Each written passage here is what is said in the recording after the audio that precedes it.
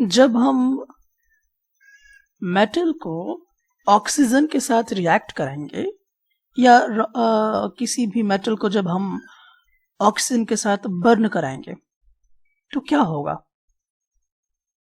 किस तरह का प्रोडक्ट मिलेगा, उस मेटल में किस तरह का प्रॉपर्टी डेवलप होगा, क्या प्रोडक्ट बनाएगा, ये हम यहां पर जानेंगे।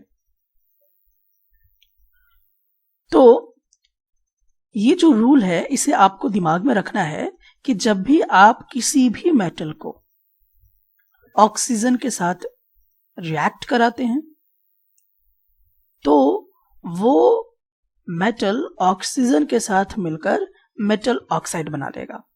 तो जब मेटल ऑक्सीजन के साथ कंबाइन हो जाएगा तो मेटल ऑक्साइड बनाएगा।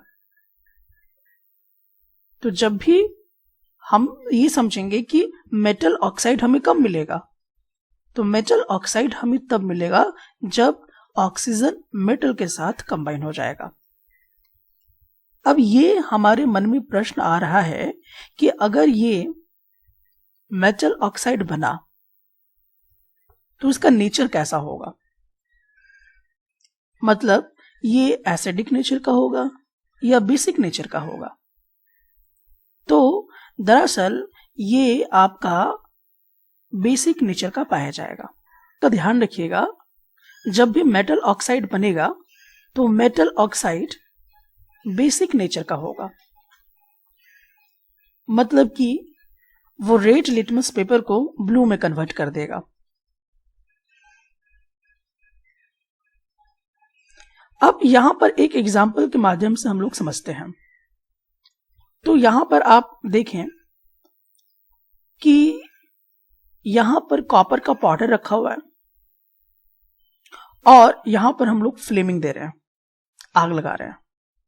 तो जब हम फ्लेमिंग देना शुरू करते हैं तो यानी कि हम इस कॉपर को बर्न कर रहे हैं। इसका ये मतलब हुआ कि ये जो कॉपर है ये ऑक्सीजन के साथ क्या हो रहा है, रिएक्ट हो रहा है। और जब ये ऑक्सीजन के साथ रिएक्ट हो रहा है तो ये किस कलर में कन्वर्ट हो जाएगा, तो देखिए कि जब उसे हम हीट करेंगे, जब ये कॉपर ऑक्सीजन के साथ रिएक्ट करेगा तो ये ब्लैक कलर में कन्वर्ट हो जाएगा। और ये जो ब्लैक कलर है अब ये कॉपर ऑक्साइड कहलाएगा। और यहां पे जो आपको ब्राउन कलर आपको दिखाई दे रहा है ये कॉपर है, कॉपर का पाउडर है। लेकिन जैसे ये हीट होगा तो हीट होने के बाद यानी कि ऑक्सीजन के साथ रिएक्ट होने के बाद इसका कलर चेंज हो जाएगा, वो ब्लैक दिखाई देगा आपको। तो इसका ये मतलब हुआ कि ये कॉपर ऑक्साइड बन गया। अब इसी को हम लोग थोड़ा सा केमिकल लैंग्वेज में लिखेंगे। तो हम लोग यहां पर ये देखेंगे कि हम लोगों ने कॉपर लिया हुआ था, तो कॉपर को केमिस्ट्री लैंग्वेज में हम ऐसे लिखते हैं। अब इस कॉपर में क्या हो गया, ऑक्सीजन कंबाइन हो गया, मतलब कि कॉपर को हमने क्या किया, बर्न किया। लेकिन ध्यान रखिएगा कि जब भी आप ऑक्सीजन लिखिएगा तो हमेशा ऑक्सीजन डाई फॉर्म में होता है, तो आपको O2 लिखना पड़ेगा। और ये क्या प्रोडक्ट देगा, तो आपने देखा था कि जो ब्राउन कलर का शाइनिंग जो कॉपर का पाउडर था वो ब्लैक हो गया था, यानी कि वो कॉपर ऑक्साइड बन गया था। अब आप कॉपर ऑक्साइड कैसे बनाएंगे, तो देखिए कॉपर का जो वैलेंसी होता है वो 2 होता है, ऑक्सीजन का जो वैलेंसी होता है वो भी 2 हुआ करता है। अब इसको आप क्रॉस मल्टीप्लाई कर दीजिए, यानी कि ये बन जाएगा Cu2 और O2, और यहां पर 2 कैंसिल हो जाएगा। तो हम देखेंगे कि ये जो फॉर्मूला डेवलप होगा वो कॉपर ऑक्साइड हो जाएगा। अब आप यहां पर ये अभी पूरी तरह से कंप्लीट नहीं है, तो इसे सबसे पहले आपको बैलेंस करना पड़ेगा। यहां पर देखिए आप कि ऑक्सीजन हमारे पास 2 है, तो आपको यहां पर ऑक्सीजन 2 करना पड़ेगा, तो ऑक्सीजन हमारा यहां पर 2 हो गया। फिर यहां पे देखिए कि कॉपर भी 2 हो गया, लेकिन यहां पे जो कॉपर है वो 1 है, तो इसको भी हम यहां पर 2 लगा के बैलेंस कर लेंगे। हमने ये देखा कि जब भी कॉपर को हीट करेंगे तो वो एक ब्लैक सब्सटेंस बनाएगा जिसको हम कॉपर ऑक्साइड बोला करते हैं। अब इसी फॉर्मूला को हम लोग कुछ इस प्रकार से भी लिख सकते हैं। कॉपर जो कि ब्राउन कलर का था, सॉलिड फॉर्म में था, पाउडर था उसका, और जब वो ऑक्सीजन के साथ रिएक्ट किया या बर्न किया, हीट किया, तो वो कॉपर ऑक्साइड जो कि ब्लैक कलर में कन्वर्ट हो गया। फाइनली हमने यहां पे देखा कि जब भी हम कॉपर को ऑक्सीजन के साथ रिएक्ट करेंगे तो कॉपर ऑक्साइड हमें मिलेगा। और ये जो कॉपर ऑक्साइड आपको मिला हुआ है, अगर आपसे ये पूछा जाए कि इसका नेचर क्या है, तो आपका ये कहना होगा कि ये बेसिक नेचर का है। ये कैसा होगा? बेसिक नेचर का हुआ करेगा। ठीक उसी प्रकार से हम एल्युमिनियम लेंगे। अब उस एल्युमिनियम को हम लोग क्या करेंगे? इस तरह से ऑक्सीजन के साथ रिएक्ट करेंगे। और जैसा कि आपको पता है कि ये जो ऑक्सीजन है हमेशा डाई फॉर्म में रहता है, तो हमेशा डाई फॉर्म में लिखना है आपको।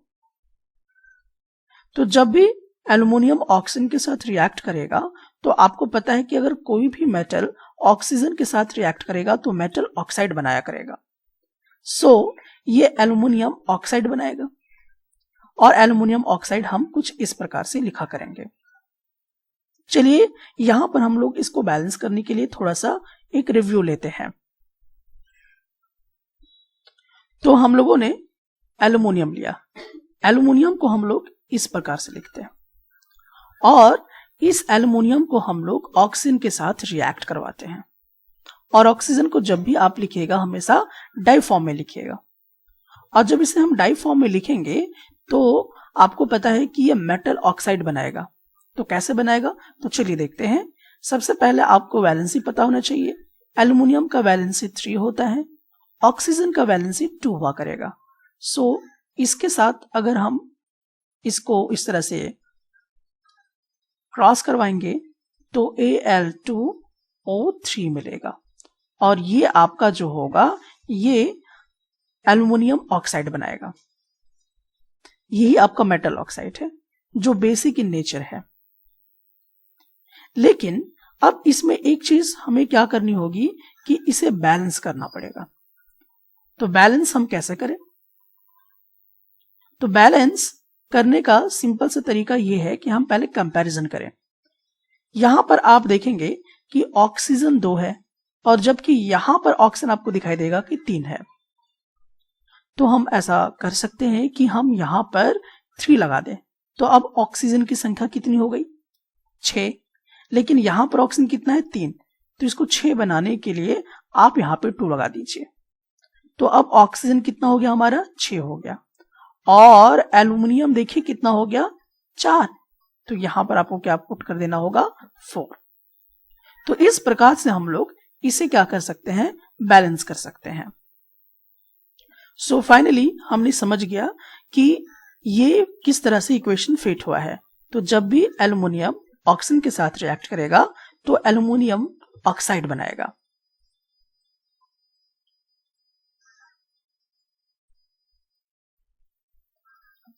अब जब मेटल ऑक्साइड की बात चली है तो हम यहां पे देखेंगे कि कुछ ऐसे मेटल ऑक्साइड्स होते हैं, कुछ ऐसे मेटल ऑक्साइड्स होते हैं जो जब उसे हम एसिड के साथ रिएक्ट करवाएंगे तो उसके साथ भी रिएक्ट हो जाएंगे, बेस के साथ रिएक्शन करवाएंगे तो भी रिएक्शन टेक्स प्लेस हो जाएगा। तो ये कुछ ऐसे मेटल ऑक्साइड्स हैं जो एसिड के साथ भी रिएक्ट करेंगे और बेस के साथ भी रिएक्ट करेंगे। और जब ये एसिड या बेस के साथ रिएक्ट करेंगे तो हमेशा सॉल्ट और वाटर प्रोड्यूस करेंगे। सॉल्ट और वाटर आपको बाय प्रोडक्ट के तौर पे देंगे। वैसे आपके मेटल ऑक्साइड्स जो एसिड के साथ भी रिएक्ट करें और बेस के साथ भी रिएक्ट करें, ऐसा नहीं है कि सिर्फ एसिड के साथ रिएक्ट करेगा, या ऐसा नहीं कि सिर्फ वो बेस के साथ रिएक्ट करेगा। जब भी वो रिएक्ट करे तो हम ये दोनों टेस्ट करके देखेंगे, वो मेटल ऑक्साइड होना चाहिए। तो मेटल ऑक्साइड को हम पहले एसिड के साथ डाल के चेक करेंगे कि रिएक्शन हो रहा है कि नहीं हो रहा है। फिर उसी मेटल ऑक्साइड को हम बेस के साथ रिएक्शन करवाएंगे और वो चेक करेंगे कि रिएक्शन टेक्स प्लेस हो रहा है कि नहीं हो रहा है। अगर एक ही मेटल ऑक्साइड एसिड और बेस दोनों के साथ रिएक्ट कर जाए तो वैसे मेटल ऑक्साइड्स को हम लोग एम्फोटेरिक ऑक्साइड्स बोलते हैं। एक बात यहां ध्यान रखिएगा, मैं आपको एक चीज सवाल पूछता हूं, उसका जवाब दीजिएगा। मेरा सवाल यह है कि कौन एसिड और बेस दोनों के साथ रिएक्ट करता है? अगर आपने जवाब दिया मेटल तो गलत है। ध्यान दीजिएगा, मैं मेटल नहीं बोल रहा हूं, मैं मेटल ऑक्साइड बोल रहा हूं। तो मेटल ऑक्साइड ना कि मेटल। मेटल में ऑक्सीजन लगा होना चाहिए तो वो मेटल ऑक्साइड कहलाता है। तो जब मेटल ऑक्साइड एसिड के साथ भी रिएक्ट करेगा और बेस के साथ भी रिएक्ट करेगा और क्या प्रोडक्ट देगा आपको? सॉल्ट और वाटर देगा। तो वैसे मेटल ऑक्साइड्स को, ना कि मेटल को, वैसे मेटल ऑक्साइड्स को हम लोग एम्फोटेरिक ऑक्साइड्स बोला करते हैं। अब चलिए हम लोग इसको कुछ एग्जाम्पल के तौर पे भी देखते हैं। जैसे अब हमारे पास एक मेटल ऑक्साइड है। देखिए यहां पे मेटल ऑक्साइड है, मेटल सिर्फ नहीं। अगर मेटल सिर्फ बोलते तो ये सिर्फ एल्यूमिनियम आपको दिखाई देता, लेकिन मैंने मेटल ऑक्साइड बोला, इसका ये मतलब है कि इसके साथ ऑक्सीजन भी कंबाइंड है। सो यहां पर मेटल ऑक्साइड होना चाहिए। तो ये जो मेटल ऑक्साइड है, हम लोग सबसे पहले अब क्या करेंगे? एसिड के साथ इसको डालेंगे। तो देखिए हमने यहां पे एसिड ले लिया। अब इस मेटल ऑक्साइड को अगर हम एसिड में डाल रहे हैं तो इसका यह मतलब हुआ कि इसके साथ रिएक्शन होना चाहिए, और अगर ऐसा होता है तो हम कहेंगे कि ये एम्फोटेरिक है, एम्फोटेरिक ऑक्साइड्स बनाएगा। तो एक चीज और भी ध्यान में आपको रखना है कि ये कैसे बनाए। यहां पर ये जो एल्यूमिनियम है, aluminium is more reactive than hydrogen. तो ये एल्यूमिनियम क्या करेगा? इस हाइड्रोजन को यहां से हटा देगा और खुद जाकर क्लोरीन के साथ चिपक जाएगा, जैसा कि हम यहां देख सकते हैं। सो एल्यूमिनियम क्लोराइड बना लेगा, एल्यूमिनियम क्लोराइड बना लेगा। और देखिए ये जो बना है ये एक सॉल्ट है, और साथ में क्या बनाएगा? वाटर बनाएगा। तो ये जो मेटल ऑक्साइड है, ये मेटल ऑक्साइड एसिड के साथ रिएक्ट करके सॉल्ट और वाटर तो बना लिया। ठीक उसी प्रकार से अब इसी मेटल ऑक्साइड को हम यहां पर पकड़ेंगे। तो हम फिर से मेटल ऑक्साइड एल्यूमिनियम ऑक्साइड को ले लेंगे ताकि वो डेफिनेशन जो एम्फोटेरिक का है वो क्लियर हो सके। तो देखिए यहां पर हमने क्या किया? मेटल ऑक्साइड यानी कि एल्यूमिनियम ऑक्साइड को पकड़ा, और अब इसे एसिड के बजाय अब हम इसे बेस में डालेंगे। तो देखिए बेस में हमने डाल दिया। बेस है, ये कैसे पता चलेगा? लास्ट में OH लगा हुआ है। एसिड है, ये कैसे पता चलेगा? H लगा हुआ है।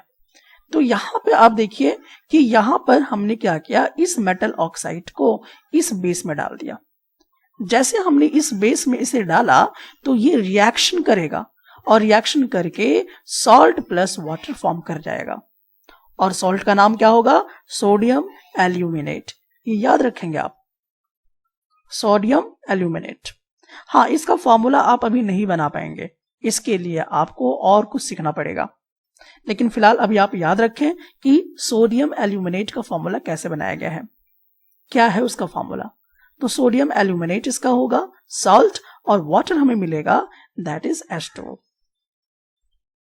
और सो हमने एक चीज कंफर्म किया यहां पे। क्या कंफर्म किया? अकॉर्डिंग टू डेफिनेशन, क्या ये जो आपका एल्यूमिनियम ऑक्साइड है, क्या ये आपका एम्फोटेरिक ऑक्साइड्स कहलाएगा? क्या ये एम्फोटेरिक ऑक्साइड्स कहलाएगा? तो आपका क्या लॉजिक होना चाहिए? हाँ, ये कहलाएगा। क्यों कहलाएगा? क्योंकि ये जो एम्फोटेरिक ऑक्साइड्स है ये एसिड के साथ भी रिएक्ट किया, और यही जो एल्यूमिनियम ऑक्साइड यानी कि मेटल ऑक्साइड है ये बेस के साथ भी रिएक्ट किया। ये दोनों के साथ रिएक्ट कर रहा है, एसिड के साथ भी रिएक्ट कर रहा है, बेस के साथ भी रिएक्ट कर रहा है, और रिएक्ट करके सॉल्ट प्लस वाटर का फॉर्मेशन कर रहा है। सो हम ये कहेंगे कि ये जो एल्यूमिनियम ऑक्साइड है, ये जो मेटल ऑक्साइड है, ये आपका एम्फोटेरिक ऑक्साइड्स है। ध्यान रखिएगा यहां पर भी जब भी आपसे ये पूछा जाए एम्फोटेरिक ऑक्साइड्स, तो बहुत बच्चे क्या करते हैं कि पूरा ये रिएक्शन ही उठा के बताना शुरू कर देते हैं। अगर आपसे पूछा जाए अगर आपको ये कहा जाए कि एम्फोटेरिक ऑक्साइड्स बताइए, तो ये पूरा रिएक्शन बताना शुरू कर देते हैं। आपको पूरा रिएक्शन नहीं बताना है, आपको उस मेटल ऑक्साइड को बताना है जो एसिड बेस दोनों के साथ रिएक्ट होगा। तो यहां पर एम्फोटेरिक ऑक्साइड कौन हुआ? एल्यूमिनियम ऑक्साइड हुआ। यहां पर भी आपका एम्फोटेरिक ऑक्साइड कौन हुआ? एल्यूमिनियम ऑक्साइड हुआ। इस तरह से बहुत सारे ऐसे एम्फोटेरिक ऑक्साइड्स होते हैं जो एसिड के साथ भी रिएक्ट करते हैं और बेस के साथ भी रिएक्ट करते हैं, जिनमें से आप तो एक देख ही चुके हैं और वो था एल्यूमिनियम ऑक्साइड। दूसरा है जिंक ऑक्साइड, देखिए मेटल ऑक्साइड है, मेटल नहीं है। फिर है टीन ऑक्साइड, देखिए टीन ऑक्साइड है, टीन नहीं है। फिर उसी तरह से आयरन ऑक्साइड है। तो देखिए यहाँ पे सिर्फ मेटल का जिक्र नहीं हो रहा है, मेटल विद ऑक्सीजन के साथ जिक्र हो रहा है। तो ये सब जो हैं आपके ये जितने भी आपके मेटल ऑक्साइड्स हैं, ये सब के सब एसिड के साथ भी रिएक्ट करेंगे और बेस के साथ भी रिएक्ट करेंगे। एंड दैट्स व्हाई ये सारे मेटल ऑक्साइड्स एम्फोटेरिक ऑक्साइड्स कहे जाते हैं।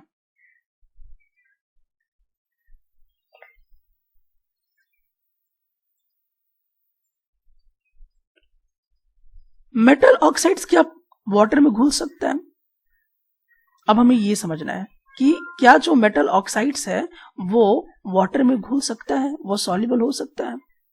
आपका जवाब होगा वो सॉल्युबल नहीं होगा। बहुत सारे ऐसे मेटल ऑक्साइड्स होते हैं जो पानी में नहीं घुल पाते हैं, पानी में डिसॉल्व नहीं हो पाते हैं। हाँ, लेकिन कुछ ऐसे जो मेटल ऑक्साइड्स हैं वो वाटर में डिसॉल्व करेंगे। और डिसॉल्व करके क्या बनाएगा? वो डिसॉल्व होकर अल्कलीज बनाएगा। अब आपके मन में एक प्रश्न आ रहा होगा कि आखिरकार अल्कलीज क्या है? तो अल्कलीज हम किसे कहते हैं? जब आप बेस को वाटर में डाल दीजिए और जब बेस को वाटर में डाल देंगे तो अल्कलीज फॉर्म कर जाएगा। यानी कि जब हम किसी भी बेस में पानी डाल देंगे तो अल्कलीज फॉर्म कर जाएगा। ऐसे मेटल ऑक्साइड्स हैं जो वाटर में सिर्फ घुल पाते हैं। अब वो कौन कौन से हैं?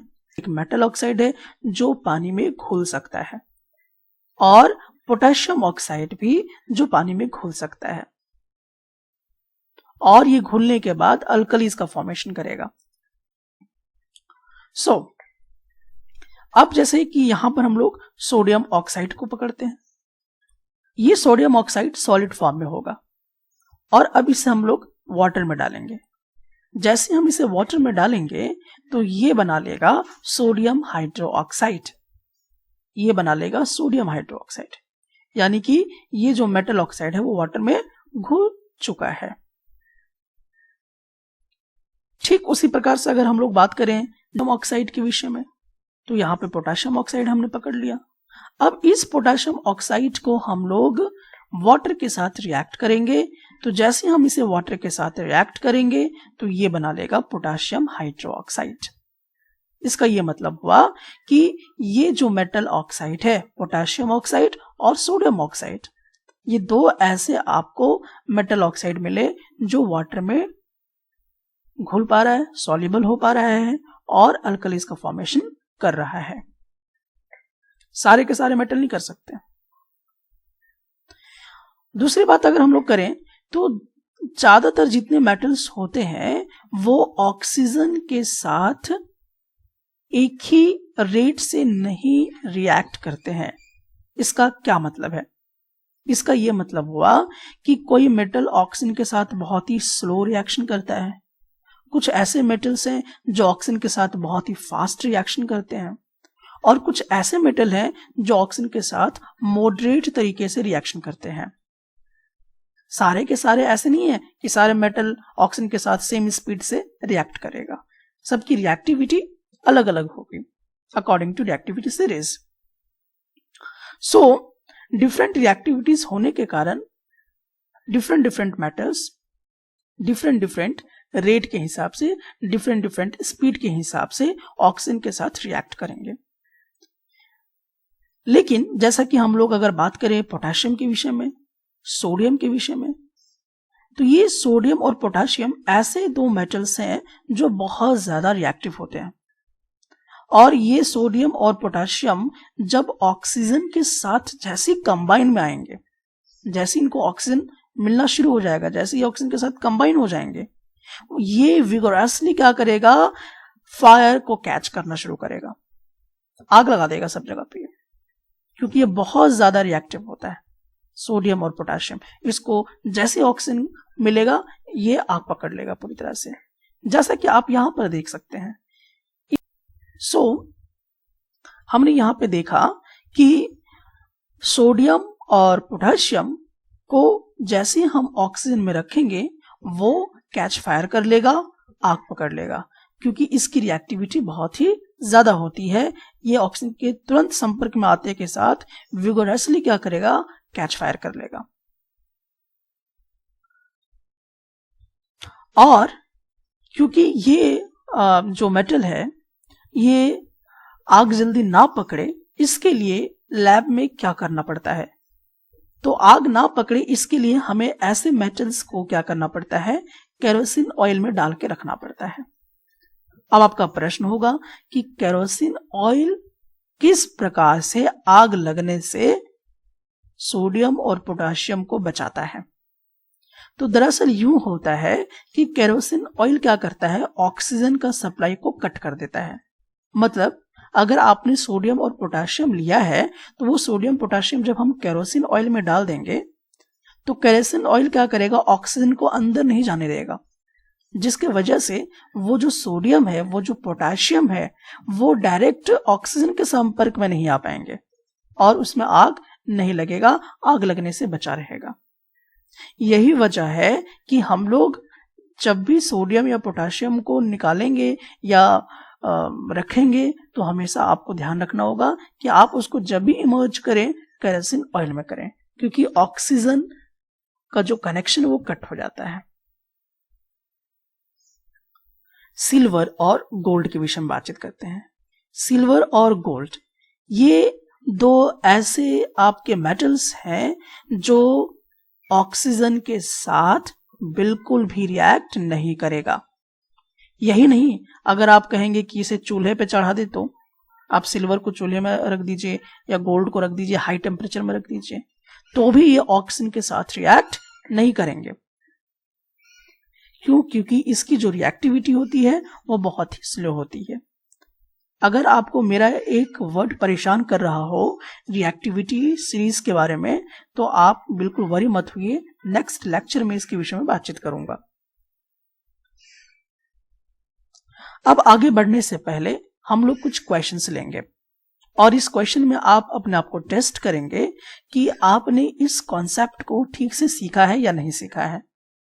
लेकिन वीडियो को पॉज कीजिए, वीडियो पॉज करके आप इसका आंसर पहले खुद से देने का प्रयास करें और इस वीडियो का जो टॉपिक है, वीडियो लेक्चर का जो टॉपिक है, उस टॉपिक को अपने किसी दूसरे बुक से जरूर पढ़ें, आपको ज्यादा बेनिफिट होगा। तो प्रश्न हमारा ये है, मेटल्स जो है वो बेसिक ऑक्साइड फॉर्म करते हैं। मेटल्स बेसिक ऑक्साइड्स फॉर्म करते हैं,